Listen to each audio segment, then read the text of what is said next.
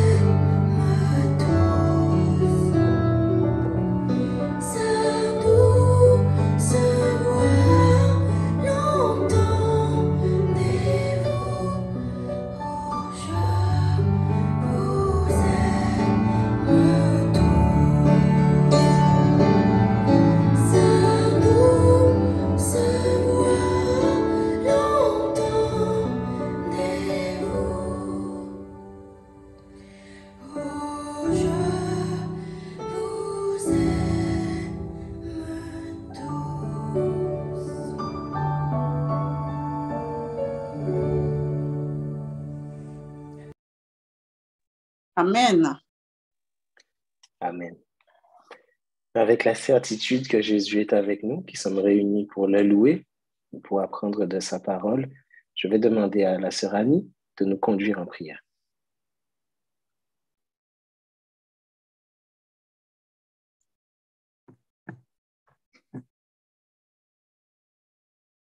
Notre Dieu, notre Père, nous voulons te remercier pour cette semaine que tu nous as permis sur ton regard béni, avec toutes tes bénédictions. En ce moment, ô Père, nous venons à tes pieds pour te remercier pour ce sabbat que tu nous donnes, afin de pouvoir te louer, de t'exalter et de passer un moment béni avec toi. Tu vois, ô Père, cette conférence va commencer, que tes mains puissent être au-dessus de toutes choses, que tu puisses guider tous ceux qui vont parler en ton nom, que tu puisses guider tous ceux qui sont à la technique, que tu puisses guider tous ceux qui prendront part, afin que les autres aussi soient exaltés par cela. Bénis cette soirée. Nous te demandons cela avec le pardon de nos péchés. Au nom de Jésus et pour ta gloire seule. Amen. Amen. Amen. Amen. Les derniers instants des 6 premiers jours de la semaine se terminent pour une grande majorité d'entre nous. Et je veux nous inviter à nous tourner vers le psaume 92, qui est un cantique pour le jour du sabbat et qui nous parle de la joie que nous pouvons éprouver lorsque nous célébrons le nom de l'Éternel, lorsque nous pensons à lui et lorsque nous nous réfugions dans ses promesses et dans sa parole. Il est écrit, il est beau de louer l'Éternel et de célébrer ton nom au Très-Haut, d'annoncer le matin ta bonté et ta fidélité pendant les nuits, sur l'instrument à 10 cordes et sur le luth au son de la harpe. Tu me réjouis par tes œuvres, ô Éternel, et je chante avec allégresse l'ouvrage de tes mains. Que tes œuvres sont grandes, ô Éternel, que tes pensées sont profondes. L'homme stupide n'y connaît rien, et l'insensé n'y prend point garde. Si les méchants croissent comme l'herbe, si tous ceux qui font le mal fleurissent, c'est pour être anéantis à jamais. Mais toi, tu es le Très-Haut, à perpétuité, ô Éternel. Car voici tes ennemis, ô Éternel, car voici tes ennemis périssent. Tous ceux qui font le mal sont dispersés, et tu me donnes la force du buffle. Je suis arrosé avec une huile fraîche. Mon œil se plaît à contempler mes ennemis, et mon oreille à entendre mes méchants adversaires.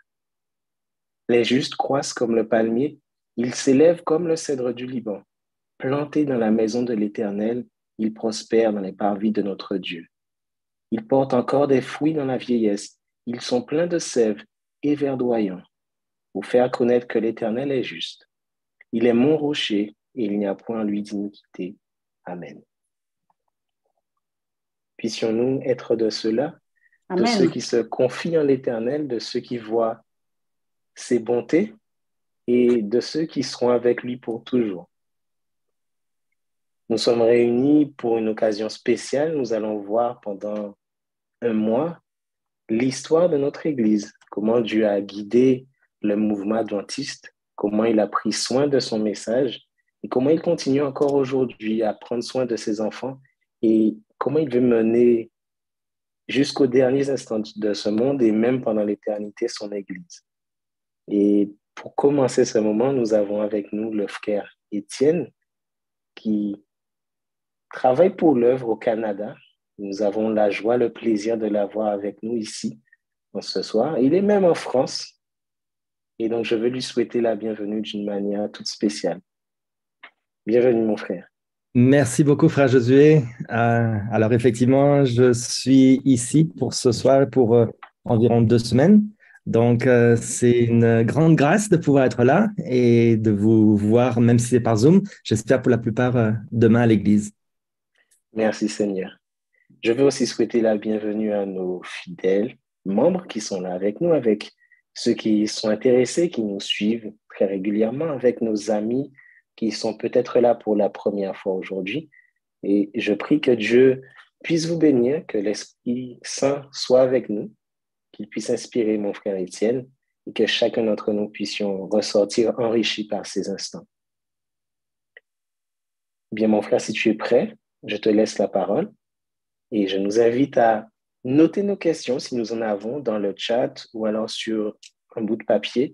Et à la fin, nous aurons un moment pour poser les questions si jamais il y en a. Alors, je vais partager l'écran pour pouvoir... Vous me direz si vous voyez. Je pense que oui.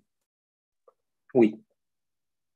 Alors donc, bienvenue à tous et puis merci beaucoup aussi aux frères et sœurs de Savigny de m'avoir invité ici pour effectivement ce séminaire durant un mois qui va parler de l'histoire de l'Église, donc depuis les éléments fondateurs jusqu'à nous aujourd'hui et peut-être dans le futur aussi. Alors cette période-là, cette période de 1831 à 1844, elle est extrêmement riche. Je ne sais pas si on aura le temps de tout couvrir ce soir. Et puis, il y a beaucoup de choses que je ne pourrais pas mentionner, bien sûr. Mais on voudrait parler de certains événements historiques, mais aussi surtout du contenu du message. Alors, le message adventiste est important sur 3 points. Sur une table, comme vous voyez ici sur l'image, une table au minimum doit avoir 3 points d'appui pour être stable. Et l'Église, nous aussi, on doit l'examiner selon 3 points de référence: la doctrine, l'histoire et la prophétie. Alors, le sujet de ces études-là n'est pas la doctrine, puisqu'on va étudier l'histoire et on va aborder la prophétie, bien sûr. Si vous souhaitez une étude sur la doctrine de l'Église, je vous encourage à prendre contact avec un ouvrier biblique, un diacre, un ancien ou un pasteur, et ils vont pouvoir être capables de vous expliquer les points de doctrine. Mais pourquoi est-ce qu'on va s'attarder sur l'histoire? C'est parce que le passé est une confirmation du futur.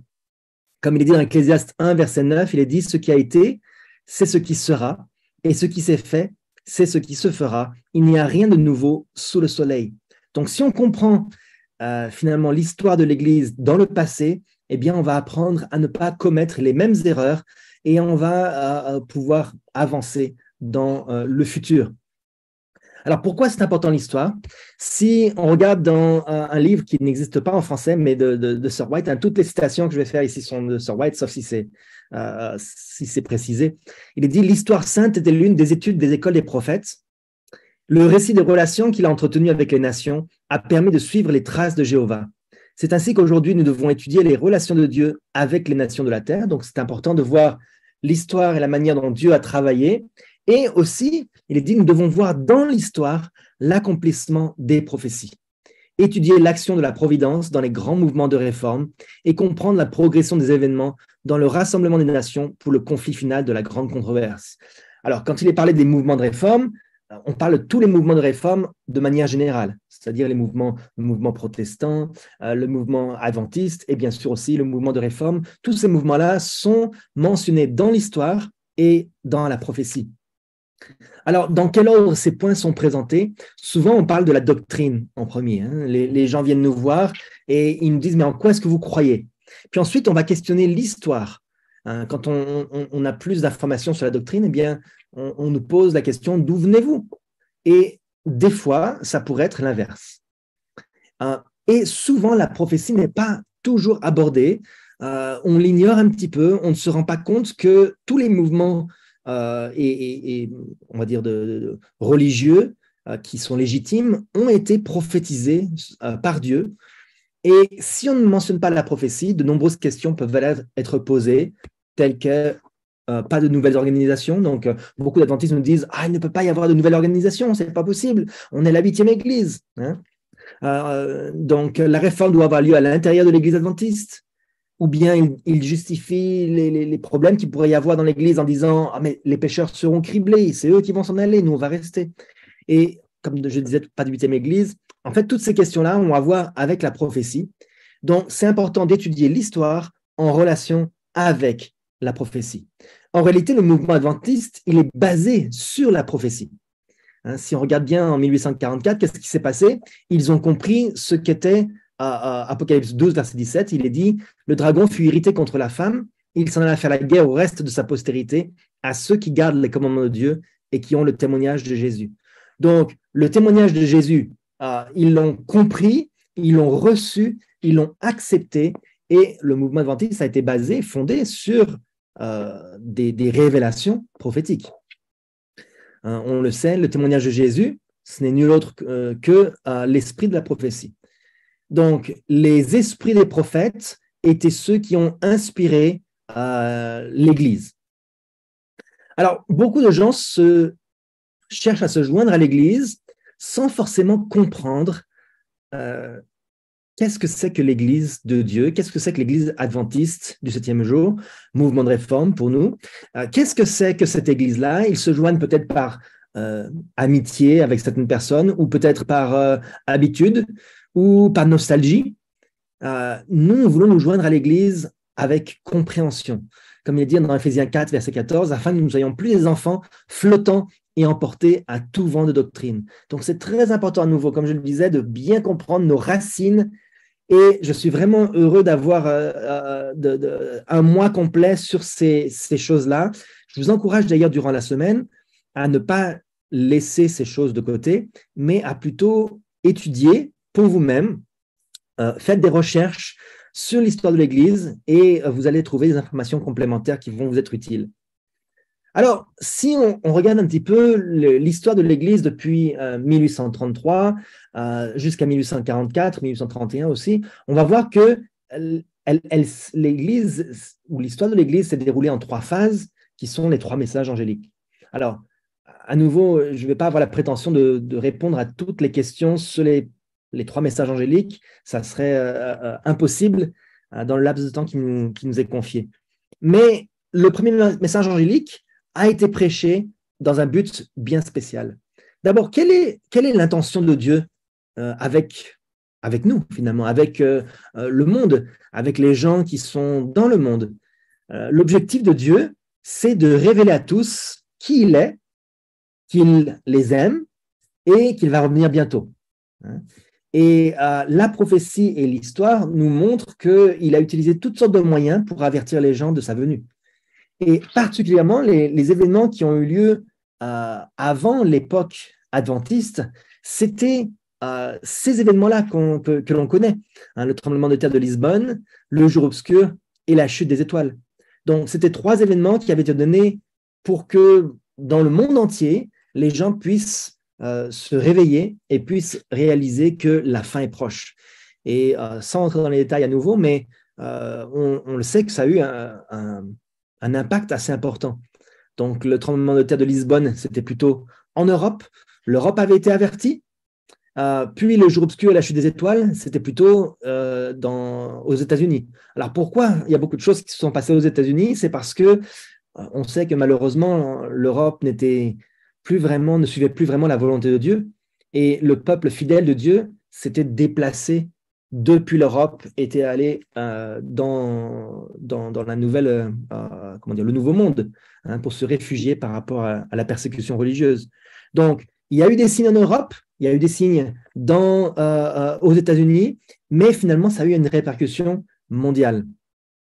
Alors, pourquoi est-ce que Dieu annonce qu'il revient bientôt?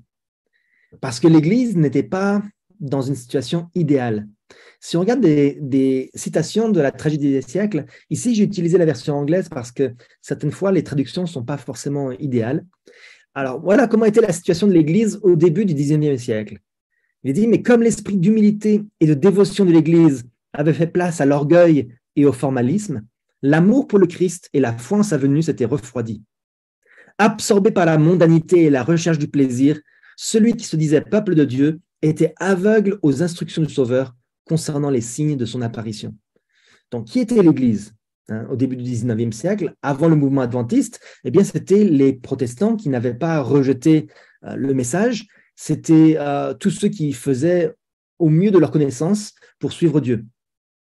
Mais donc, dans l'Église, il y avait beaucoup de formalisme et d'orgueil. Alors, en apparence, tout allait bien, mais en réalité, ils ne cherchaient plus à évoluer et à progresser. Et ça, c'est un gros problème lorsqu'on s'arrête de progresser. On doit toujours chercher plus profondément et chercher à connaître plus profondément la vérité. Alors donc, il est dit, la doctrine du second avènement avait été négligée. Les Écritures s'y rapportant avaient été obscurcies par des interprétations erronées jusqu'à ce qu'elles soient dans une large mesure ignorées et oubliées. C'était particulièrement le cas dans les églises d'Amérique. Donc voilà pourquoi j'avais utilisé le texte en anglais, parce qu'en anglais, il parlait de ignorer et oublier. Donc, c'est vraiment les églises chrétiennes avaient complètement oublié et ne comprenaient plus que Jésus devait revenir. Il y a quelques mois, j'étais allé dans une église catholique le dimanche pour justement poser la question à un prêtre à propos du retour de Jésus. J'avais l'intention de discuter avec lui et je lui ai posé la question, mais est-ce que vous croyez au retour de Jésus?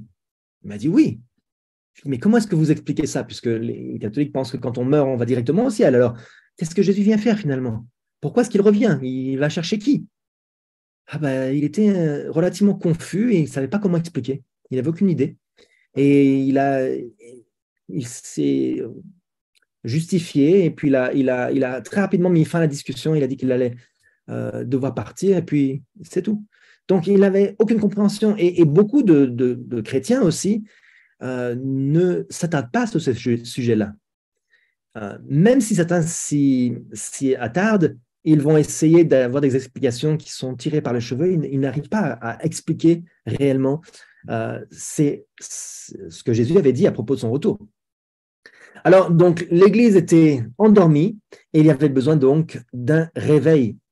Dans Apocalypse 3, verset 1, il nous est parlé de l'Église de Sardes, donc c'était la période des protestants, et il est dit, voici ce que dit celui qui a les 7 esprits de Dieu et les 7 étoiles, je connais tes œuvres, je sais que tu passes pour être vivant et tu es mort. Donc l'Église était, en apparence, tout allait bien, en réalité, l'Église était morte. Et donc Dieu ne veut pas abandonner son Église. Lorsqu'il y a un problème, Dieu n'est pas un humain comme nous. Nous, on cherche à fuir les problèmes, on cherche à les éviter. Dieu va, au contraire, essayer de réveiller son Église.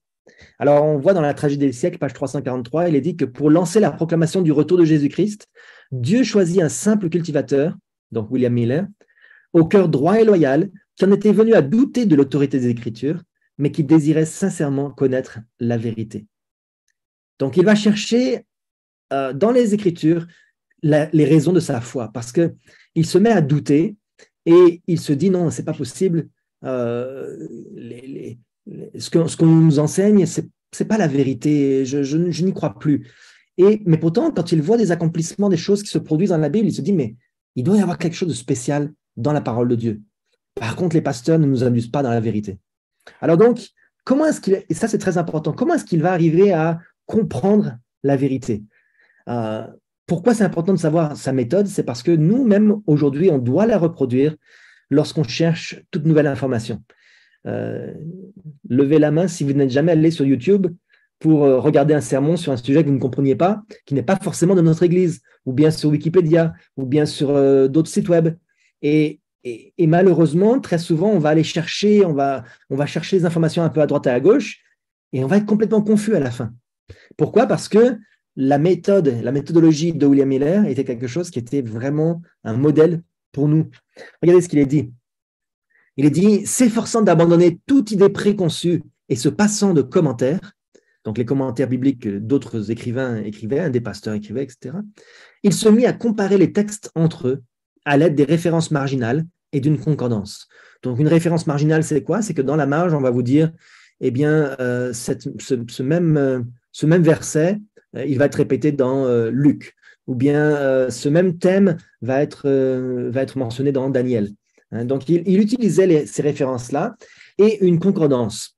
En commençant par la Genèse, il poursuit méthodiquement cette étude, verset après verset, ne quittant un passage qu'après en avoir clairement saisi le sens. Alors, une concordance, moi je sais que j'avais commencé, quand j'étais plus jeune, j'ai commencé avec une concordance, et puis très rapidement, les outils informatiques ont pris la place. Une concordance, c'est quoi? C'est un ouvrage qui donne pour chaque mot, souvent présenté dans l'ordre alphabétique, l'ensemble des passages d'un texte ou d'un ensemble de textes où il figure. Donc, par exemple, si vous cherchez le mot sacrifice, eh bien, dans la Bible, vous aurez tous les versets qui utilisent le mot sacrifice.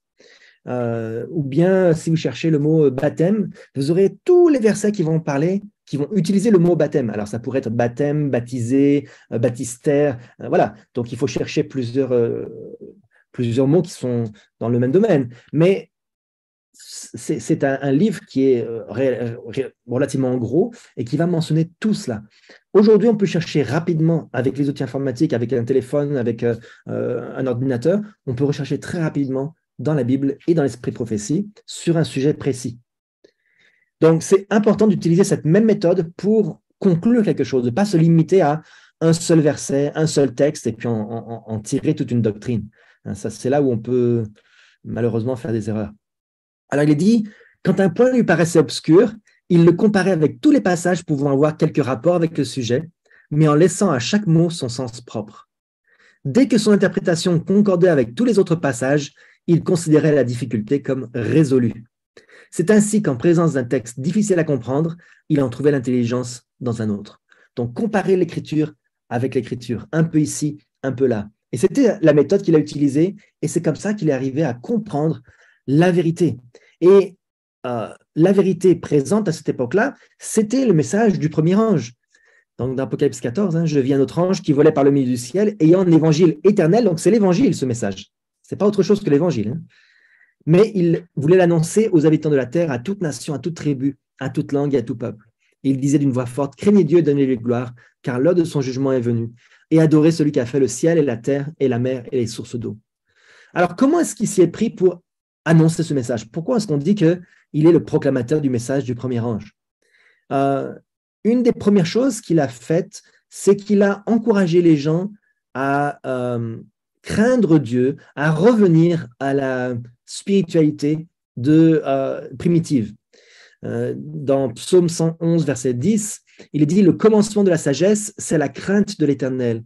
Tous ceux qui pratiquent ses commandements sont vraiment sages. » Donc, la crainte de Dieu, c'est quoi?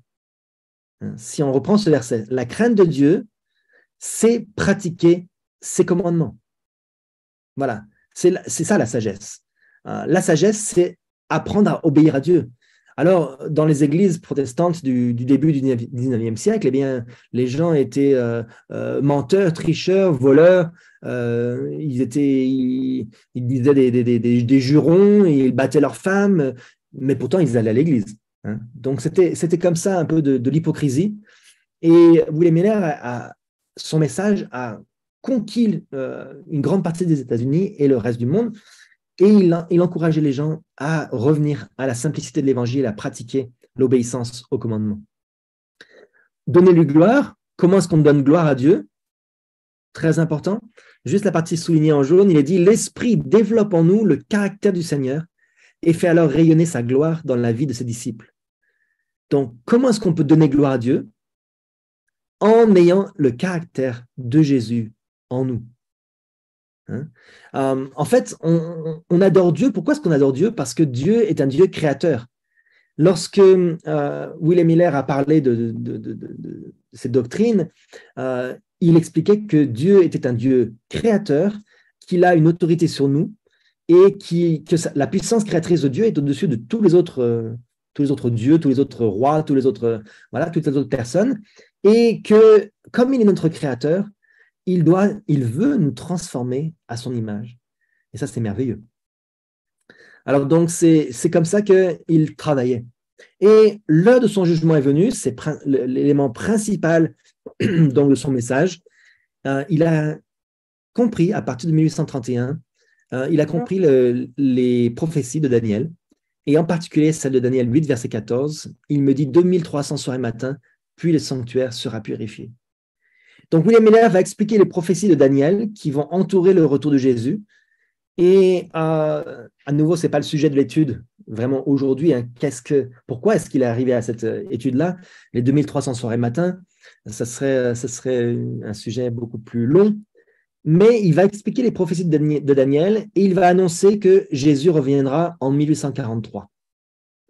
Donc, il calcule depuis la reconstruction de Jérusalem jusqu'à la purification du sanctuaire, il calcule 1843, le retour de Jésus. Et alors au début, il se trompe un petit peu dans les calculs, mais personne ne le remarque.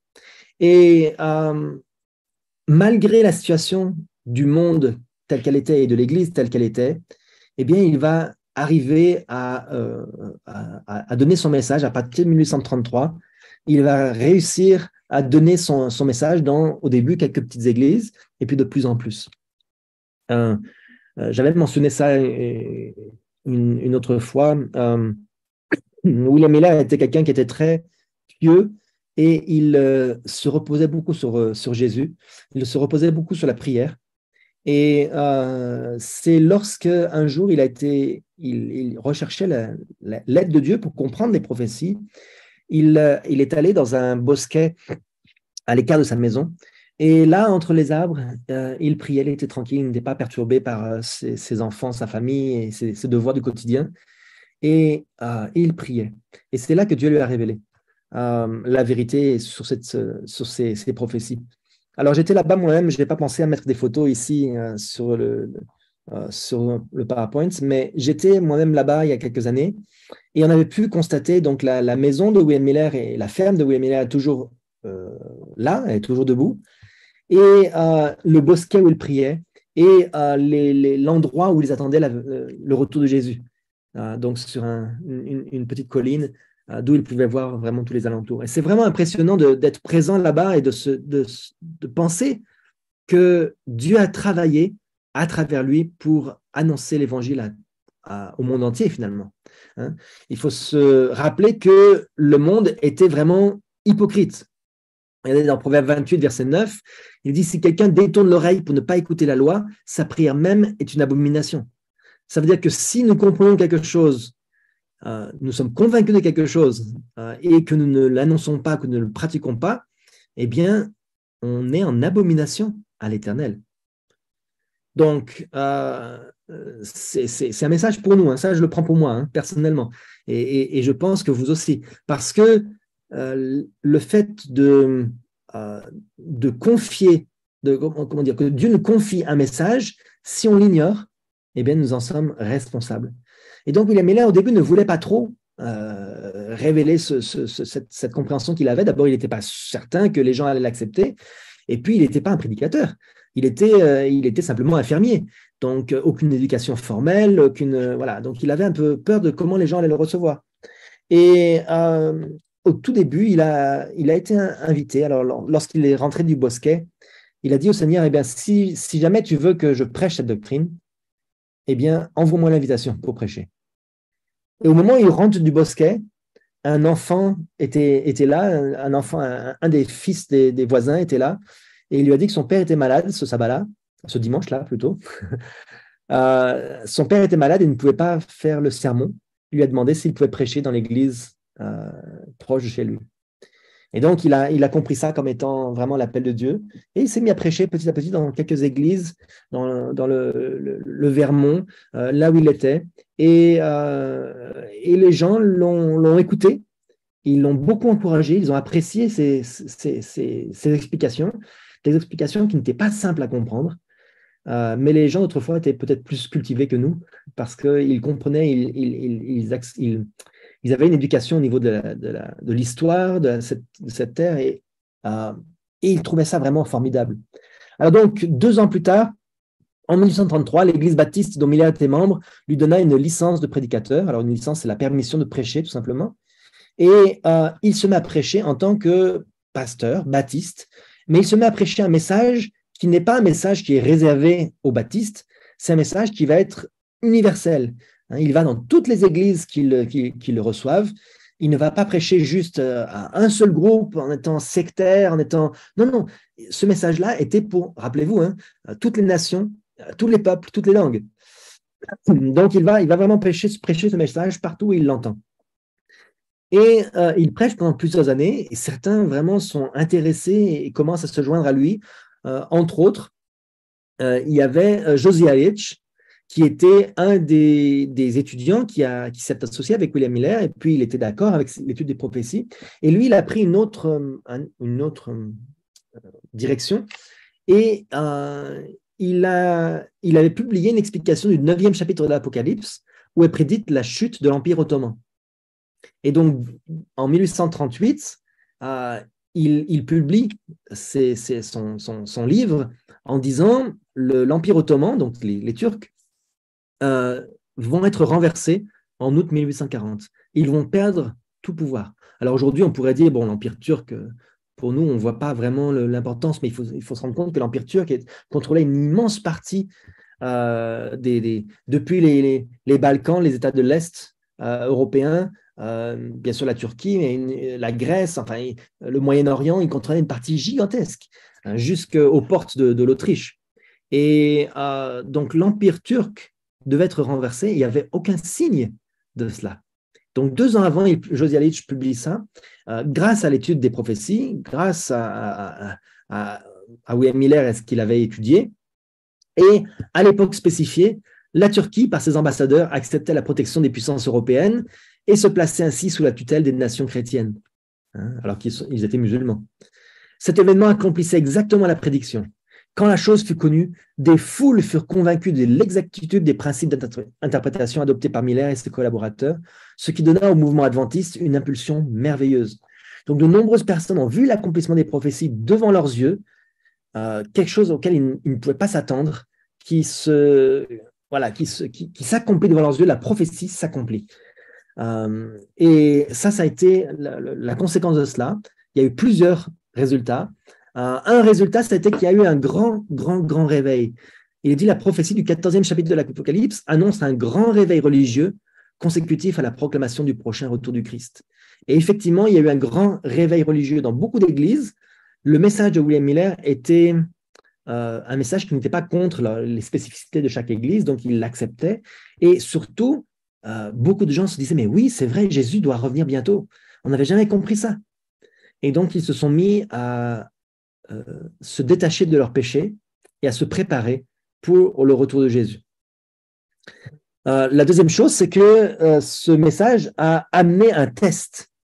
Il est dit, j'ai vu que Dieu était dans la proclamation de la date de 1843. Son dessein était d'éveiller le peuple et de l'amener à un test où il devait se décider pour ou contre la vérité. Donc, à partir du moment où on a une connaissance supplémentaire de ce message, même si le message était erroné quelque part, il n'était pas complètement parfait puisque Jésus n'allait pas vraiment revenir, on le sait. Mais le fait de rejeter ou d'accepter ce message-là, puisque personne ne pouvait déterminer que c'était une erreur, eh bien, c'était devenu un test pour ou contre la vérité, pour ou contre le message de Dieu. Lorsque Dieu nous révèle quelque chose, et ça c'est très important, je parle avec des gens qui ne prennent pas de décision pour l'évangile, qui ne prennent pas de décision pour se joindre à l'Église, qui disent oui, je comprends, j'accepte les principes, j'accepte la doctrine, mais il y a quelque chose encore qui me retient. Et c'est très important lorsqu'on entend la vérité de prendre possession, de ne pas rester à l'écart. Et Dieu a amené, grâce à ce message-là, un test pour tester qui était fidèle parmi les églises nominales, parmi les églises protestantes. Alors, une fois que le test arrive, eh bien, très rapidement après, dans la tragédie des siècles, il est dit que le message de l'ange de l'Apocalypse annonçant l'heure du jugement et invitant le monde à craindre Dieu et à lui donner gloire, donc le premier ange, était destiné à réveiller le peuple de Dieu et à le séparer, premièrement, des influences corruptrices du monde.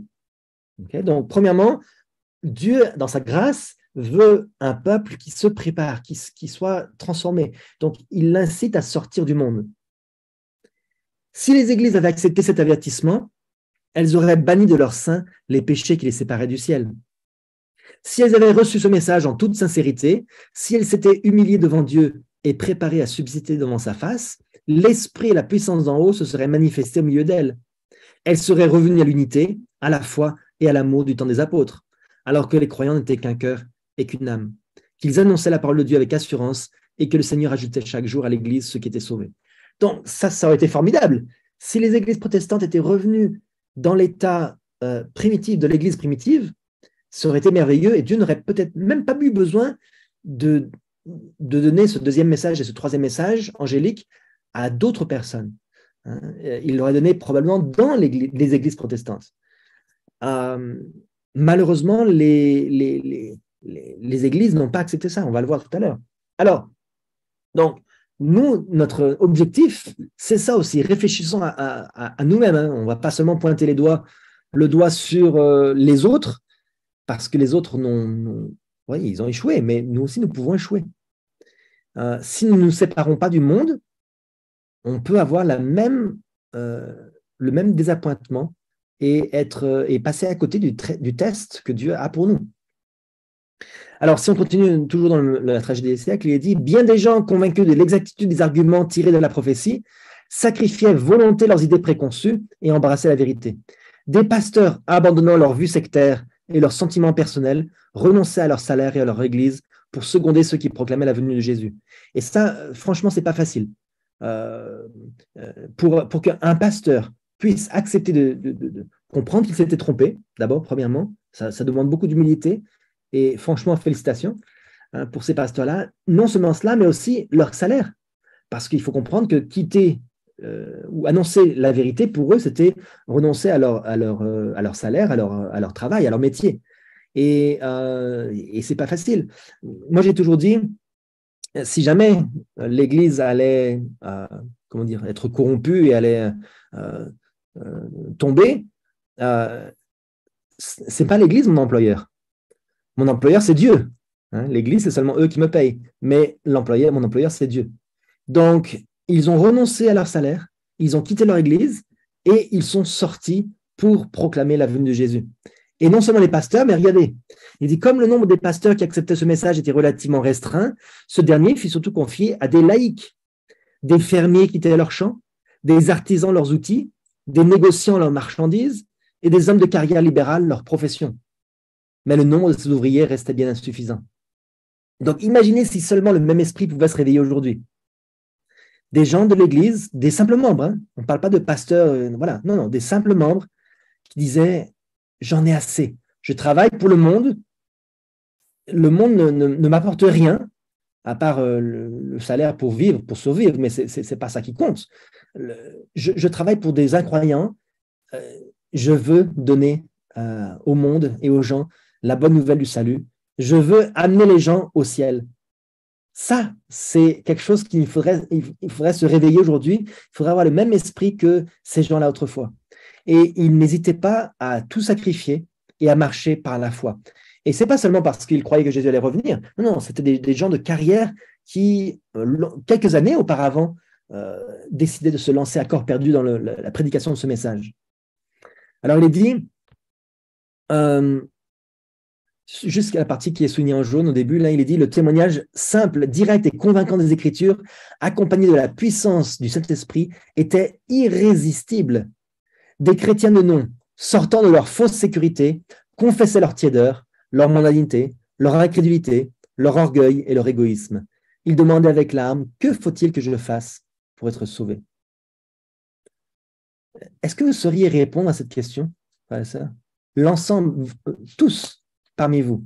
Est-ce que vous sauriez répondre à cette question, guider les gens, si jamais ils vous posent la question « Que faut-il que je fasse pour être sauvé ?» Donc, il faut que nous puissions comprendre les Écritures, mais il faut aussi que nous soyons accompagnés par la puissance du Saint-Esprit. Et là, notre travail sera irrésistible. Nous aussi, ce n'est pas seulement à cette époque-là. Nous aussi, nous devons faire ce même travail-là avec encore plus d'ardeur, puisque Jésus est encore plus proche qu'il ne l'était à cette époque-là. Regardez la situation de l'Église, le résultat du message. Il dit « Les parents demandaient à Dieu la conversion de leurs enfants. L'orgueil et les discordes au sein des familles étaient remplacés par des confessions sincères. Et les convertis travaillaient au salut de ceux qui leur étaient chers. Des prières ferventes montaient vers le ciel. Partout, on trouvait des âmes angoissées qui plaidaient avec Dieu. Plusieurs passaient des nuits entières en prière pour obtenir l'assurance du pardon de leurs péchés ou la conversion de leurs proches, de leurs voisins. Et le nombre des croyants augmentait chaque jour. » Ça ne vous rappelle pas un petit peu l'Église primitive chrétienne, les tout débuts du christianisme? Donc, là où le Saint-Esprit était présent, et puis 2000 personnes étaient baptisées en une journée. Donc ça, c'était vraiment un réveil incroyable à partir de 1833, mais particulièrement des années 1840 à 1844. Regardez ce qu'il est dit dans l'annuaire méthodiste. Il est dit que pendant les 4 années de 1840 à 1844, 256 000 conversions ont eu lieu en Amérique. Ce qui était vrai en Amérique l'était également dans les autres pays où l'appel était lancé. Donc en 4 ans, 256 000 conversions. On ne parle pas seulement des gens qui sont venus, qui ont adopté le message millérite. On parle de conversion, des gens qui étaient des pécheurs, qui n'allaient pas dans les églises, qui ne se rendaient pas compte de la volonté de Dieu. Des gens étaient convaincus par ces messages-là, les messages adventistes, les messages de la venue de Jésus, et ils se sont réellement convertis, ils ont voulu être transformés. Donc voilà ce que fait l'évangile éternel. Alors malgré le fait que, par exemple, les méthodistes ont vu un grand succès, ils ont vu que c'était incroyable ce message-là, malgré tout, ils n'ont pas accepté de se joindre en tant qu'organisation, de se joindre et d'accepter ce message-là. Et dans Osée 4, verset 6, il nous est dit que mon peuple est détruit parce qu'il lui manque la connaissance. Puisque tu as rejeté la connaissance, je te rejetterai et tu seras dépouillé de mon sacerdoce. Le sacerdoce, c'est le fait que Dieu choisit une personne comme prêtre, comme outil dans sa main pour donner la vérité. Et donc, les églises qui avaient été choisies autrefois, qui ont rejeté la connaissance, qui ont repoussé la volonté de Dieu, eh bien, Dieu les a malheureusement rejetées. Et le résultat, c'est quoi? Il est dit, ceux qui rejetèrent et combattirent la lumière du message du premier ange furent privés de la lumière du second et ne purent profiter de la puissance et de la gloire qui accompagnèrent le message. Voici l'époux allait à sa rencontre, donc le troisième ange. Jésus se détourna d'eux avec sévérité, car il lui avait manqué d'égard et l'avait rejeté. Donc, le fait de rejeter la lumière, ça veut dire quoi? Lorsqu'on rejette la lumière, on rejette qui en réalité? On rejette Dieu lui-même. Hein? Si on rejette la lumière, frères et sœurs, aujourd'hui, je l'applique aujourd'hui maintenant, si on rejette la lumière sur la réforme sanitaire, sur l'adoration, la vraie sanctification du sabbat, si on rejette la lumière que Dieu nous donne à propos de, je ne sais pas moi, le péché de convoitise, la médisance, l'égoïsme, la réforme vestimentaire, si on rejette ces messages-là que nous connaissons, eh bien, nous rejetons Dieu. Alors, par rapport à la situation d'aujourd'hui, si on l'applique aujourd'hui, ce message-là, il est dit, nous devrions déployer des efforts encore plus grands que ceux qui ont proclamé si fidèlement le message du premier ange. Nous approchons rapidement de la fin de l'histoire de cette terre, et lorsque nous réaliserons que Jésus vient vraiment bientôt, nous serons poussés à travailler comme jamais auparavant. C'est quoi des efforts encore plus grands, frères et sœurs? Les efforts encore plus grands que les gens qui quittaient leurs emplois, qui quittaient leur salaire, qui quittaient leur métier pour suivre Dieu et pour prêcher l'évangile. C'est-à-dire qu'il faut faire plus d'efforts, il faut faire plus qu'abandonner nos emplois. Est-ce qu'on se rend compte de ça? Je parlais dernièrement avec quelqu'un et c'est vrai que c'est important d'être médecin, d'être docteur. Il y a des gens qui font des études pour être médecin. C'est important d'être médecin et Dieu peut utiliser un bon médecin. Mais le monde n'a pas besoin d'un autre médecin. Dieu a besoin d'un prédicateur. Et particulièrement chez les jeunes qui cherchent une carrière, particulièrement chez ceux qui se disent, bon, qu'est-ce que je vais faire de ma vie? Je suis en échec, je ne sais pas quoi faire, j'ai aucune idée du futur. Particulièrement chez ces gens-là, il faut que vous réfléchissiez, frères et sœurs, il faut que vous réfléchissiez à faire plus que ce que vous pourriez faire dans toute votre vie. Et réellement, je crois que le fait d'être un missionnaire, d'être un évangéliste, c'est bien plus intéressant que tout ce que vous pourriez faire. Même un médecin qui peut guérir des gens, qui peut les sauver physiquement de la mort, il ne pourra pas les maintenir éternellement en vie. Hein. Alors que un missionnaire, un ouvrier biblique peut gagner une âme à la vie éternelle. C'est bien plus important. Et donc, nos emplois que nous avons actuellement, il faudrait les reconsidérer. Il faudrait se dire, mais est-ce que nous travaillons encore plus fort que ces ouvriers-là, malgré le fait qu'ils n'avaient pas la connaissance que nous avons aujourd'hui? Est-ce que nous faisons la même chose que eux ou plus encore? Il est dit, nous parlons du message du premier ange et du message du second ange, et nous pensons que nous avons quelque intelligence du message du troisième ange, mais aussi longtemps que nous nous contentons d'une connaissance limitée, nous ne nous qualifions pas, et en anglais il est dit, nous nous disqualifions pour obtenir une vue plus claire de la vérité. Donc, si on n'insiste pas dans la connaissance, si on ne progresse pas, et si on n'est pas plus fervent dans nos connaissances, eh bien, nous nous disqualifions et nous devenons aveugles à la vérité présente. Et la vérité progresse. Hein. Chaque fois que Dieu veut nous faire avancer, il nous révèle des choses. Dans sa parole, des choses qui étaient déjà là, hein, mais qu'on ne comprenait pas. Donc, Dieu veut nous faire progresser. Et si on est des étudiants paresseux, eh bien, nous nous disqualifions pour recevoir plus de lumière.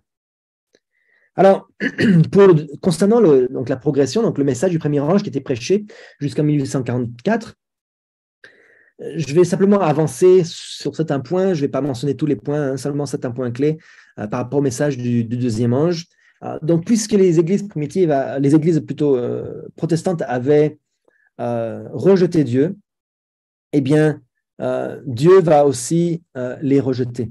Et le message d'Apocalypse 14 nous dit, et un second ange suivit en disant, elle est tombée, Babylone la grande, qui a abreuvé toutes les nations du vin de la fureur de son impudicité. Donc, Babylone la grande, Babylone qui est confusion, elle va abreuver toutes les nations du vin de la fureur de son impudicité. Qu'est-ce que c'est que l'impudicité? Dans certaines versions, il est dit impudicité, dans d'autres versions, il est dit fornication. C'est la même chose, c'est une relation impure avant le mariage. Donc, les églises qui représentent Babylone ont eu des relations avec le monde que Dieu ne pouvait pas approuver. Dieu veut présenter à Christ une vierge, c'est-à-dire une église pure. Et lorsque l'église va être contaminée par des relations impures avec le monde, en adoptant des principes et des doctrines qui sont païennes, eh bien, Dieu va les rejeter. Dans 2 Corinthiens 11, verset 2, il est dit « Car je suis jaloux à votre égard d'une jalousie de Dieu, car je vous ai fiancé à un seul mari pour vous présenter au Christ comme une vierge chaste. » Donc, l'Église protestante, catholique protestante, ont commis des infidélités en se joignant aux doctrines païennes. Alors, qui était cette femme infidèle au tout début? On le sait, c'est Rome. Je vais sauter parce que le temps nous manque, hein, on le sait. Donc la grande ville qui a la royauté sur les rois de la terre, hein, la papauté, et ses filles infidèles, il dit, Babylone est appelée la mère des impudiques, ces filles représentent évidemment les églises qui s'attachent à cette doctrine et à ces traditions, et qui, comme elles, sacrifient la vérité et l'approbation de Dieu pour contracter une alliance illicite avec le monde. Quel corps religieux recèle actuellement la plus forte proportion de disciples de Jésus? Ce sont sans aucun doute les diverses églises professant la foi protestante. Alors, donc, ces églises-là, en tant qu'institution, sont rejetées. Maintenant, rappelez-vous, qu'est-ce que Jésus avait dit avec la femme adultère? Qu'est-ce qu'il avait dit à la femme adultère? Lorsque la femme a été surprise en flagrant délit d'adultère, quelle est notre tendance à nous? Nous, notre tendance, ça serait de lui jeter la pierre, n'est-ce pas? Oh, cette personne-là, elle a commis un péché, elle doit être radiée de l'Église. Eh oui. Et qu'est-ce que Jésus avait dit? Il avait dit, va et ne pêche plus. Et donc, ces églises-là qui ont jusqu'à aujourd'hui des doctrines païennes, Jésus rejette l'institution elle-même, le péché qui est dans ces églises-là, mais il ne rejette pas les personnes. Il est dit, actuellement, c'est dans les églises protestantes qu'il y a la plus forte proportion de disciples de Jésus. Ce n'est pas parmi nous. Nous, on est une goutte d'eau dans l'océan. Hein, notre église, elle est toute petite. Alors que les églises protestantes, il y a encore des gens qui sont très sincères, qui sont dans ces églises-là et qui ne se rendent pas compte elles font des compromis, elles sont infidèles. C'est comme les gens du monde aujourd'hui pratiquent la fornication de manière normale. C'est normal de ne pas se marier, hein, de vivre ensemble, d'être copains, copines, et puis de vivre ensemble, de se mettre en couple, et puis voilà. Ça, c'est le monde. Et ils ne se rendent pas compte que c'est mal. Ils n'en ont pas conscience. Beaucoup de protestants n'ont aucune conscience de la vérité telle que nous la connaissons. Et donc, c'est pour ça qu'on doit nous-mêmes leur apporter ces choses-là. Aujourd'hui, le monde autour de nous, c'est vrai qu'il y a des protestants, mais je dirais, avant même le protestantisme, qui est Babylone, est-ce que vous savez quelle était la nation que Babylone a conquise? Quelle nation Babylone a-t-elle conquise? Si on va dans l'histoire, souvent quand on étudie les prophéties de Daniel, par exemple, on commence à la statue d'or, hein, la tête d'or. Donc, on commence avec Babylone. Mais quelle était la nation que Babylone avait conquise? C'était l'Égypte. On voit un Tragédie des siècles, page 290, on voit l'Égypte. Et qu'est-ce que l'Égypte représente? L'Égypte, on le voit toujours dans la Tragédie des siècles, l'Égypte représente l'athéisme. Et si vous voulez, les églises protestantes et les églises catholiques ont fait des alliances avec le monde, mais on se dit aujourd'hui, mais la plupart des gens aujourd'hui autour de nous sont athées. Comment est-ce qu'ils vont recevoir la marque de la bête? Comment est-ce que c'est possible? Eh bien, parce que la papauté va conquérir le monde de la même manière que Babylone avait conquis l'Égypte. La papauté va conquérir le monde et va vaincre l'athéisme. Les gens vont devenir religieux par force, pas forcément par choix, mais dans Apocalypse 13, il est dit elle fait qu'à tous, petits et grands, il y ait une marque, le nom de la bête ou le nom de son nom. Donc, l'Église catholique et les protestants vont pousser pour que les gens qui étaient athées puissent accepter Dieu, mais de la mauvaise manière. Et ça va faire comme un réveil religieux incroyable. Les gens vont être stupéfaits, ils vont se dire, mais enfin, finalement, tout le monde va accepter Dieu. Sauf que ce sera la même manière que Babylone. Ils vont toujours refuser les revendications de Dieu et il y aura toujours le même esprit d'incrédulité et de défiance. Donc l'athéisme va être vaincu, particulièrement en France. Il y a énormément d'athées. C'est un pays très difficile à travailler parce que justement, l'athéisme règne. Alors, le premier message angélique avait été donné au monde entier. Le deuxième message angélique va être donné seulement à ceux qui ont accepté le premier. Et c'est la même chose de tous les temps. Il est dit, les vérités nouvelles ne peuvent être comprises qu'à la lumière des anciennes. Donc, si on accepte si on accepte les vérités telles qu'elles nous sont présentées, Dieu peut nous en révéler d'autres. Et ça, c'est un reproche pour nous. Il est dit, seuls ceux qui vivent à la hauteur de la lumière qu'ils possèdent recevront une plus grande lumière. Il y a un couple au Canada qui m'avait posé la question, qui était venu à l'église, qui ont été vraiment intéressés et qui me disaient, mais ils avaient une objection contre nous.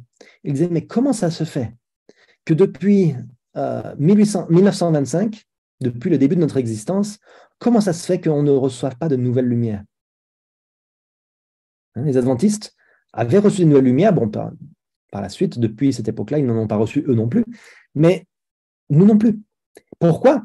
Parce que seuls ceux qui vivent à la hauteur de la lumière qu'ils possèdent recevront une plus grande lumière. Et nous ne sommes pas au niveau que nous savons. Nous ne sommes pas au niveau que nous connaissons. Alors, finalement, Dieu, lorsqu'il a donné ce deuxième message-là, il va aussi appeler les gens à sortir. Maintenant, non seulement ils devaient sortir du monde, mais ils devaient sortir aussi de ces églises. On ne peut pas rester avec ceux qui rejettent la vérité. Et donc, de nombreuses personnes sont sorties de leurs églises grâce au travail de William Miller. J'ai une question. Lorsqu'il est parlé des infidèles ici dans 2 Corinthiens 6, il dit « Ne vous mettez pas avec les infidèles sous un joug étranger ». C'est qui les infidèles? Parce que on pourrait dire un incroyant. Okay, mais c'est quoi un incroyant?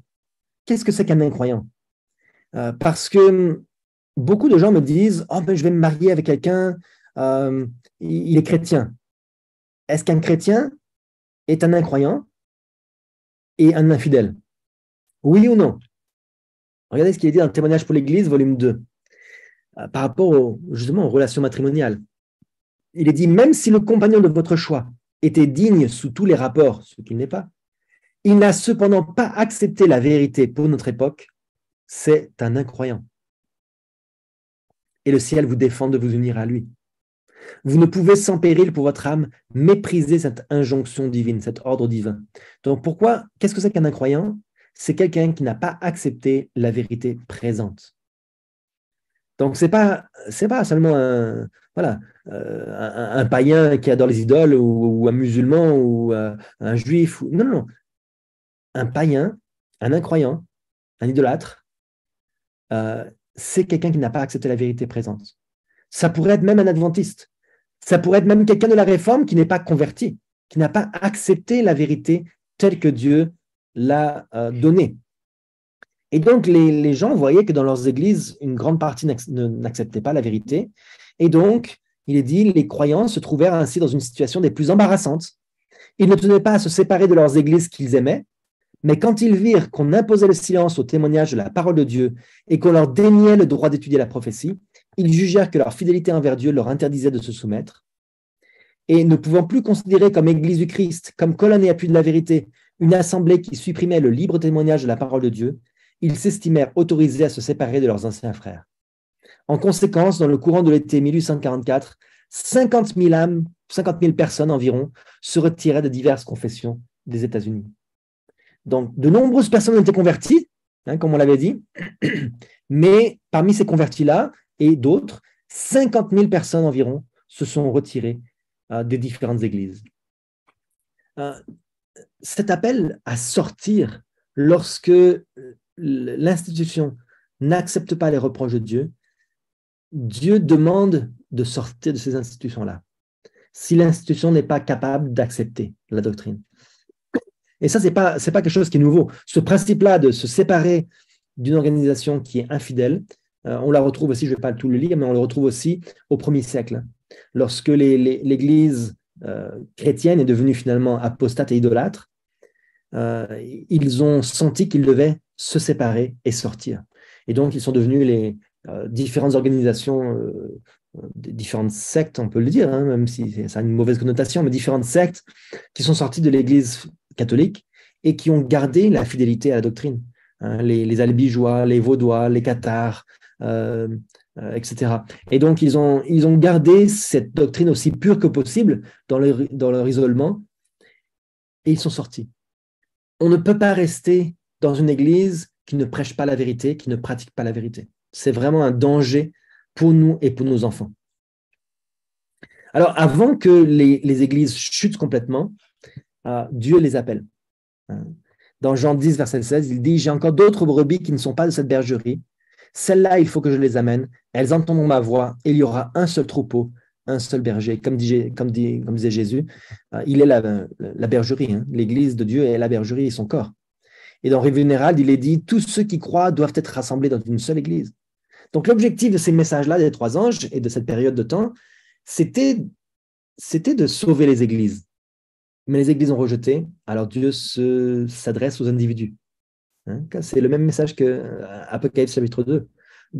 Les gens rejettent, les institutions rejettent, alors Dieu frappe à la porte du cœur. Alors rapidement, même très très rapidement, le message du 3e ange, donc c'était l'annonce, donc le 3e ange c'est vraiment l'annonce du retour de Jésus et particulièrement du sabbat, on va en parler demain. Il dit sur 17 millions d'Américains en 1844, 150 000 attendaient le retour du Christ, soit une personne sur 113. Si j'ai pris la population actuellement en France, ça représenterait 600 000 personnes, soit plus que l'ensemble des habitants de Lyon, la 3e ville de France. Donc imaginez si tous les habitants de Lyon attendaient la venue de Jésus. Ce n'est pas quelque chose qui est confidentiel. Certains le rejettent, mais ça aurait été, imaginé, si aujourd'hui 600 000 personnes acceptent la vérité, ça serait incroyable le travail qu'on pourrait faire. Alors malheureusement, comme on le sait, le désappointement est arrivé dans Habacuc 2, verset 3. Il était dit, car c'est une prophétie dont le temps est déjà fixé, elle marche vers son terme et elle ne mentira pas. Si elle tarde, attends-la, car elle s'accomplira certainement. Donc le message de la venue de Jésus a été proclamé. Bien sûr, le désappointement est arrivé, où de nombreuses personnes attendaient et finalement ils ont perdu espoir. Nous ne voulons pas perdre espoir parce que nous savons que la date était correcte, mais l'événement était erroné. Mais Jésus revient réellement bientôt. On sait que la date de 1844 avait été, d'abord en 1843 avait été annoncée, puis ensuite ils ont révisé ça en 1844. Ils ont compris que le grand jour des expiations tombait le 10e jour du 7e mois juif, et donc en 1844, ça tombait sur le 22 octobre. Donc, par tâtonnement, au début, ils n'avaient pas réalisé qu'ils s'étaient trompés. Ils avaient annoncé 1843, ensuite ils ont annoncé 1844 au printemps, et finalement, quand ils ont vraiment cherché, là, ils se sont rendus compte que c'était l'automne 1844. Mais malgré toutes ces erreurs, Dieu a utilisé ces erreurs et ce message-là de manière extrêmement puissante. De nombreuses personnes, vraiment de nombreuses personnes se sont approchées de Dieu et se sont sanctifiées pour sa venue. Alors, donc voilà l'histoire un petit peu de l'Église, comment elle s'est développée au tout début et sur quoi elle a été basée. Alors certains pourraient dire, oui, mais c'était un mensonge, c'est une erreur qui a été à l'origine de l'Église. Oui, c'est vrai, c'est une erreur qui s'est répandue. L'erreur n'était pas à nouveau sur la date et sur les prophéties, l'erreur était sur l'événement en lui-même. Et la vérité qui a été proclamée, le fait de se préparer pour le retour de Jésus, cette vérité-là, elle est toujours valable pour nous aujourd'hui. Il est dit dans Manuscript Releases, il est dit « La vérité pour notre temps, le message du troisième ange, doit être proclamé d'une voix forte, c'est-à-dire avec une puissance croissante, alors que nous nous approchons du grand test final. » Le grand test final, on sait ce que c'est le scellement, on en parlera aussi demain. Donc, le message du troisième ange doit être proclamé d'une voix forte, avec une puissance croissante. Depuis 1844, frères et sœurs, est-ce qu'on est en train de grandir ou est-ce qu'on est en train de réduire le message? Est-ce que le message est proclamé avec force ou est-ce que de moins en moins de gens en entendent parler? Une personne sur 111 se préparait. Aujourd'hui, est-ce qu'on peut dire ça? La même chose? Je ne crois pas, malheureusement. Et pourtant, nous sommes convaincus, grâce aux prophéties, que le troisième ange deviendra un grand cri. Il dit, le message du troisième ange doit être entendu par le peuple de Dieu, il doit s'amplifier jusqu'au grand cri. Alors, je m'arrête un tout petit peu ici parce qu'il est dit, le message du troisième ange doit être entendu par qui? Par le peuple de Dieu. Ce n'est pas tout le monde qui va entendre le message du troisième ange. Ce n'est pas tout le monde qui acceptera le message du troisième ange. C'est seulement ceux qui sont actuellement dans le monde, qui font partie du peuple de Dieu, qui sont dans leur cœur, qui sont déjà attachés à Jésus. C'est eux qui vont entendre et comprendre le message du troisième ange. Parce que de nombreuses personnes vont l'entendre, mais ils ne l'accepteront pas. Donc le message du troisième ange doit être entendu par le peuple de Dieu, qui est encore dans les églises protestantes, comme on l'a dit. Il doit s'amplifier jusqu'au grand cri.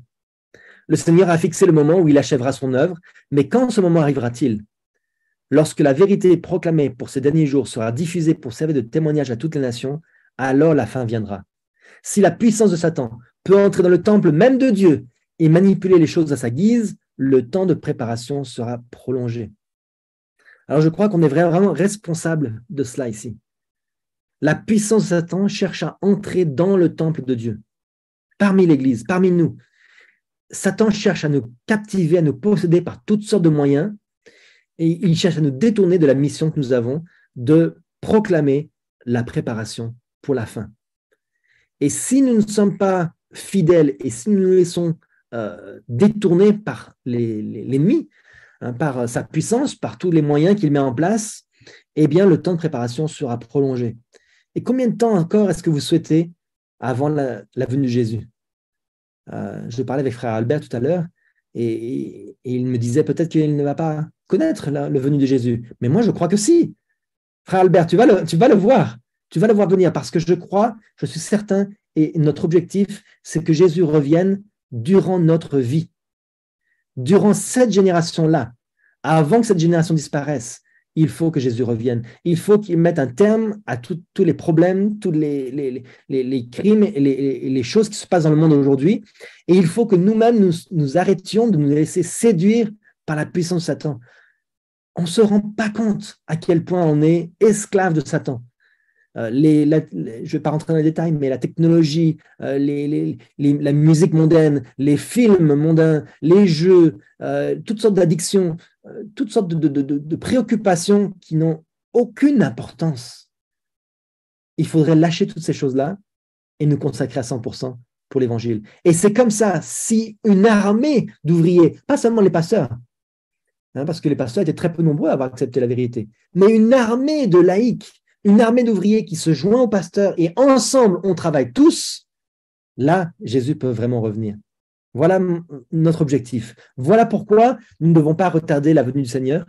Apocalypse 22, verset 20 nous dit, celui qui atteste ces choses dit, oui, je viens bientôt. Amen, viens Seigneur Jésus. Ça, c'est mon désir, qu'on puisse avoir le même état d'esprit que les pionniers adventistes, que ceux qui n'étaient pas encore organisés dans une église, qui étaient représentatifs de différents mouvements, différentes églises, mais qui avaient une seule chose en tête, se préparer pour le retour de Jésus. Que le Seigneur vous aide, frères et sœurs, qu'il nous aide nous aussi à mettre de côté tout ce qui nous retient, tout ce qui nous empêche de courir et de saisir le prix qui nous est réservé. C'est mon vœu, ma prière. Amen. Amen. Amen. Amen. Merci, mon frère, pour ce premier message. Je vois un sourire radieux sur le visage de frère Albert et j'espère que ce message a participé à te donner plus d'énergie, plus de force, mais aussi à chacun d'entre nous pour hâter le retour de notre Seigneur. Amen. Est-ce qu'il y a quelqu'un parmi nous, plusieurs personnes qui a des questions, encore des interrogations en lien avec ce qui a été présenté ce soir? Je ne vois rien dans le chat. Peut-être qu'il y a quelqu'un qui a noté quelque chose. Si c'est le cas, vous pouvez lever la main ou directement activer votre micro. Patrick, Georges Gamienne, bonsoir mes frères et sœurs. Bonsoir. Je suis très ravi d'être parmi vous ce soir dans un moment d'éclaircissement assez important parce que nous vivons des moments extrêmement graves et que la question qui est posée maintenant, c'est savoir comment le chrétien doit prendre position dans un monde troublé. Je suis très, très au fait des choses. Il suffit de voir ce qui se passe dans la Palestine avec l'Israël, les dommages collatéraux et les conséquences qui vont suivre cette guerre. Et c'est pour cela que je m'intéresse, parce que je connais l'Église. Je ne peux pas dire que je ne connais pas l'Église. Je connais la Bible, je suis un chrétien. J'ai beaucoup fréquenté la grande église adventiste. J'ai été baptisé, je suis baptisé dans la grande église. J'ai connu la réforme, je connais aussi la réforme. Et effectivement, j'étais très, très, très excité et intéressé de savoir qu'est-ce qui diffère la grande église. On parle de la grande église, on parle de l'église adventiste, que de la réforme. Alors, moi, je me disais, la réforme, c'est la ligne droite. Alors, moi, je suis un juriste, hein. Moi, je suis un ancien magistrat, je suis un juriste. Pour moi, une analyse, on instruit à charge et à décharge. Et on est impartial et on reste impartial jusqu'à la fin. Mais la question, c'est qu'est-ce qui diffère de la grande église, l'église adventiste, de la réforme? Et je me plaisais, et je me plais à dire que c'est la stricte observance de la ligne droite. Contrairement à ce que je vois dans l'autre église, où ça fait des dents de scie. C'est un constat, hein? Je ne suis pas là pour juger. Qui suis-je pour juger? Dieu dit de ne pas juger. Je ne suis pas là pour juger. C'est un constat. La stricte observance, parce que je fréquente Savigny-sur-Orge depuis quelque temps, j'ai fréquenté la réforme ailleurs, en Guadeloupe aussi, en Martinique, et je remarque la stricte observance. C'est quoi? Réforme alimentaire, une façon, une méthode de louer notre Seigneur, chose que je ne vois pas ailleurs.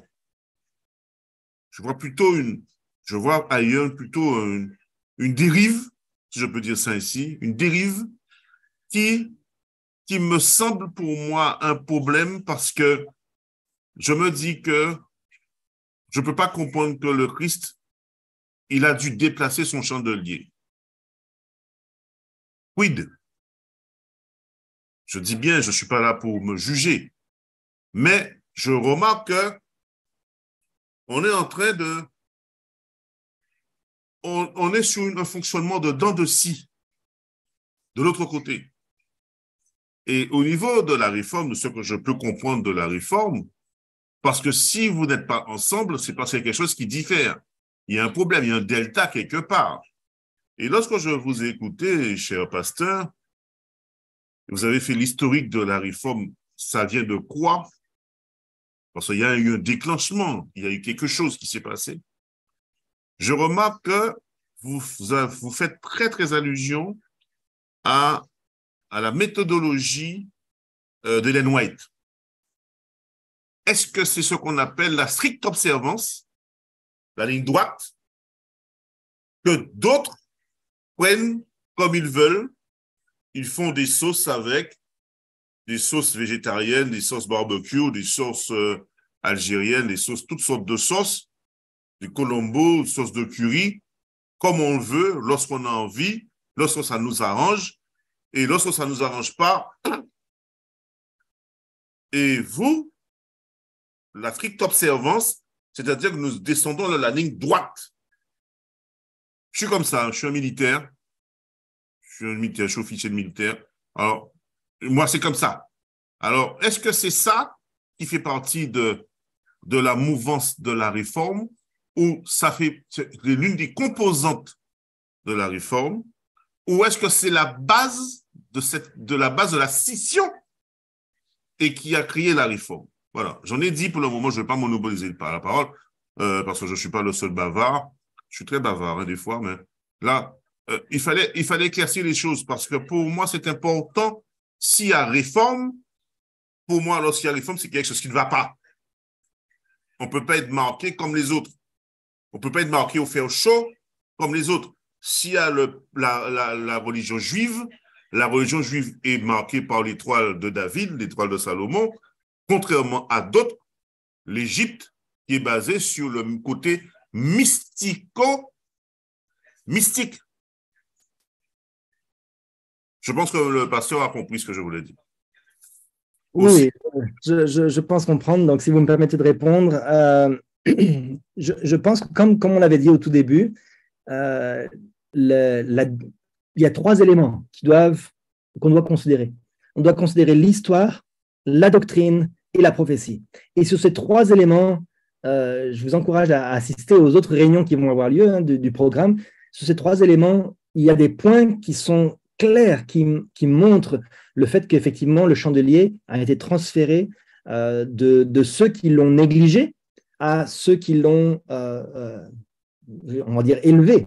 Comme était dit ici, seuls ceux qui vivent à la hauteur de la lumière qu'ils possèdent recevront une plus grande lumière. Donc, si jamais on néglige les choses qui nous ont été confiées, eh bien, Dieu les confie à d'autres. Je crois que c'est ça l'élément principal il faut se rendre compte de ça. Ce n'est pas une question de adventiste ou réforme, parce que durant tous les siècles, durant tous les âges, Dieu a agi de la même manière. Il avait confié aux Juifs le chandelier, à Abraham et ses descendants, et les Juifs l'ont négligé, ils ne l'ont plus transmis. Ils n'ont plus transmis cette lumière, ils l'ont étouffé.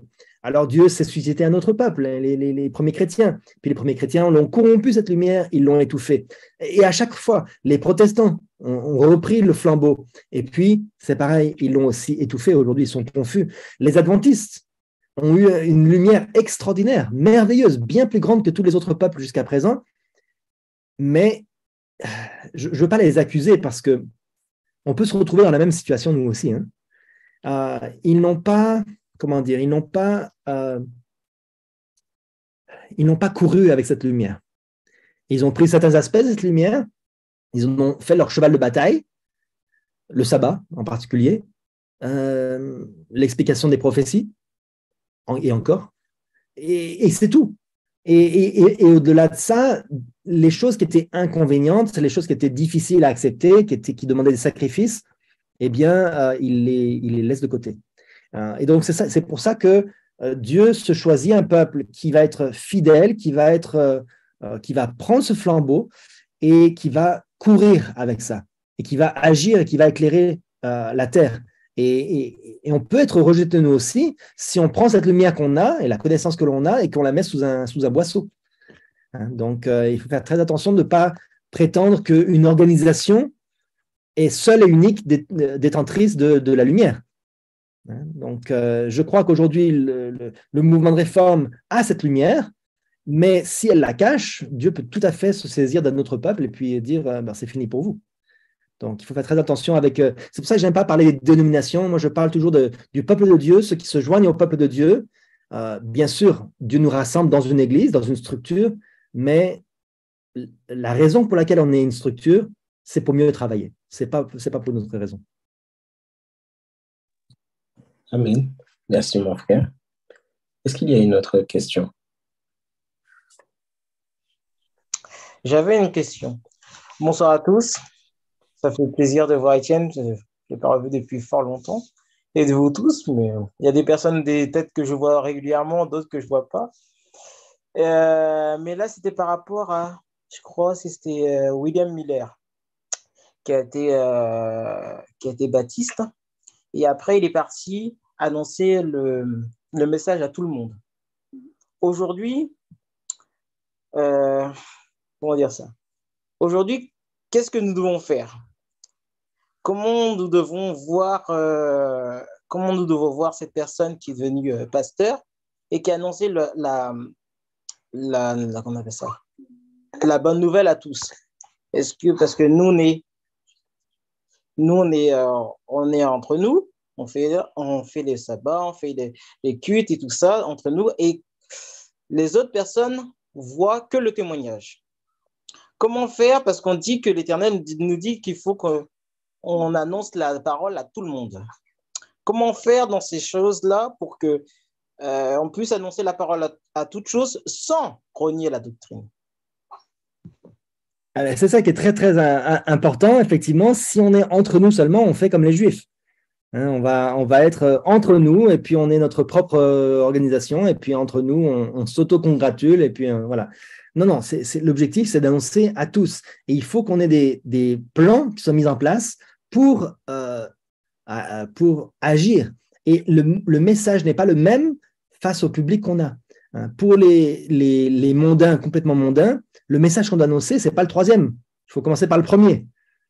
Okay? Ce n'est pas le troisième ange qu'ils peuvent comprendre. Ce n'est pas, par exemple, le sabbat. Ce n'est pas la première chose qu'on doit parler aux gens qu'on rencontre dans la rue. On doit avoir des messages qui sont ciblés par rapport à notre public. Et donc, le message du premier ange est universel pour tous. Le message du deuxième ange, c'est pour les chrétiens qui ont accepté le premier, ceux qui attendent la venue de Jésus, ceux qui aiment le Seigneur. Et le troisième ange, c'est pour majoritairement des gens qui sont adventistes. Beaucoup d'adventistes ne comprennent pas le message du troisième ange. Et je crois que je pèse mes mots quand je dis ça. Même peut-être nous encore, on ne comprend pas vraiment.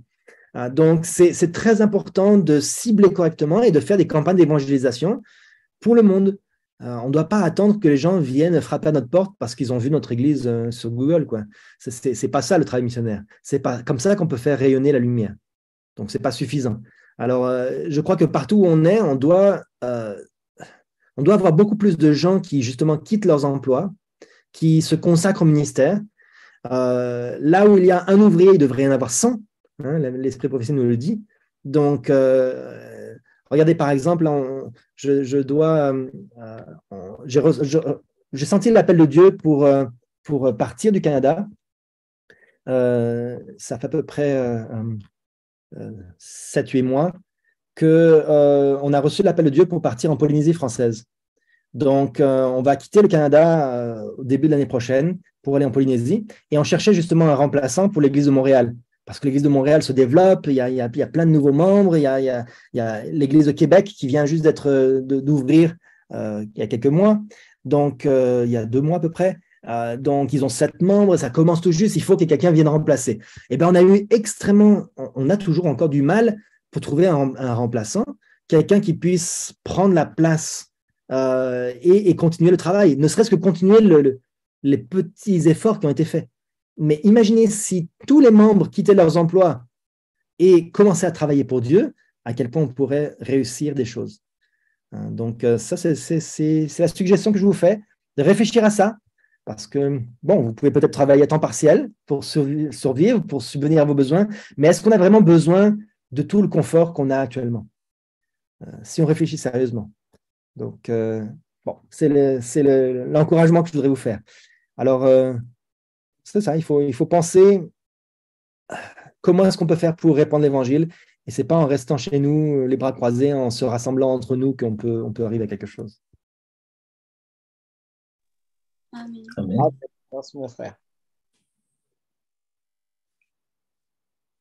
D'autres questions? Non?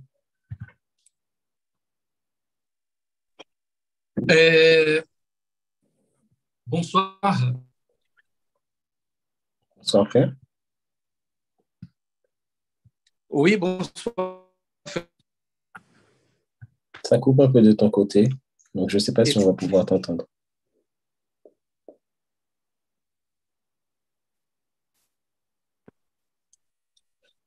Oh, je vais voir si j'ai réussi à corriger.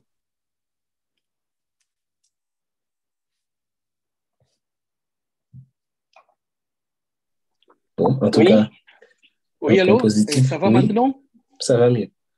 Ok, bonsoir frère Josué, bonsoir tout le monde et un bon sabbat à tous. Étienne, dans une partie de la présentation, tu as bien parlé du travail de Miller et était intéressant dans un moment qu'il était détaché de l'Église où il était, où il a reçu l'autorisation pour prêcher. Et il semblait qu'il est devenu un indépendant et quand même, il était plus ou moins ça à l'époque parce que les églises n'acceptaient pas. Cet esprit indépendant aujourd'hui, il est valable. Comment on doit considérer cette condition aujourd'hui et pour ne pas commettre une erreur, qu'est-ce qu'on doit faire? Alors, c'est une très, très bonne question. Concernant l'esprit d'indépendance, il y a différents passages que je n'ai pas là sous la main concernant cet esprit d'indépendance. Il faut faire très attention avec quelles sont nos motivations pour l'indépendance. William Miller n'a pas décidé de fonder une nouvelle église. De la même manière que Martin Luther, chez les protestants, n'avait pas décidé de fonder une nouvelle église. Il voulait simplement réformer son église qu'il avait et qu'il chérissait. Et les églises, leurs églises respectives, les ont mis dehors. Donc, si on veut, c'est important de ne pas jeter l'éponge dès qu'on reçoit un avis négatif et que les gens ne veulent pas se réformer, parce que c'est la nature humaine de ne pas vouloir faire des efforts. Donc, il ne faut pas se séparer dès qu'on n'est pas d'accord avec les gens et puis fonder notre propre église. Ce n'est pas ça l'objectif. Ils ont vraiment été mis dehors à cause du message qu'ils prêchaient. Ils n'avaient aucun désir de fonder leur propre groupe. D'ailleurs, William Miller n'a pas fondé une église, il n'a pas fait d'organisation lui-même, et même l'église adventiste ne s'est pas organisée avant bien longtemps plus tard, 1852 si mes souvenirs sont bons. Et donc c'est que plus tard que l'organisation est devenue nécessaire. Et je crois qu'aujourd'hui, il y a un esprit d'indépendance pour différentes raisons. Alors, je ne voudrais pas accuser non plus les gens et lire leur cœur, mais je pense que bien souvent, le problème principal, c'est l'orgueil. On pense qu'on a raison et que tout le monde a tort. Et donc, on est les seuls détenteurs de la vérité. Et donc, on décide de se séparer et de faire notre propre organisation. Mais l'idée de l'organisation, l'objectif de l'organisation, c'est d'être unis pour travailler, même si on n'est pas d'accord sur tous les points.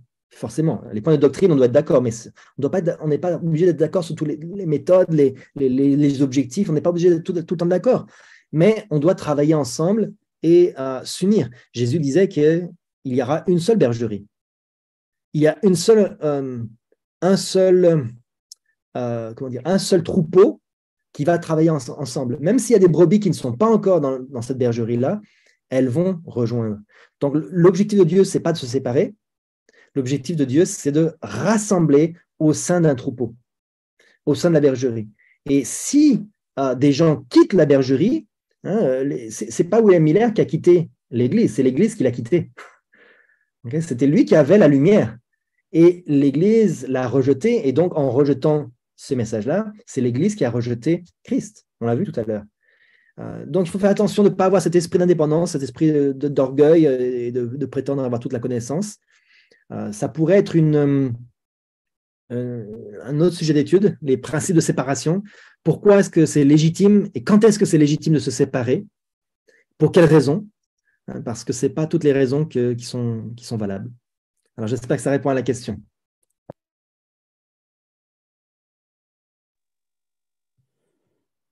Merci, mon frère. Étienne, réellement était bien la réponse parce que exactement la séparation qui a eu lieu là, exactement était parce que les églises n'ont pas accepté la vérité. C'est pas que lui a pris cette décision de lui-même et maintenant très bien, la réponse était intéressante.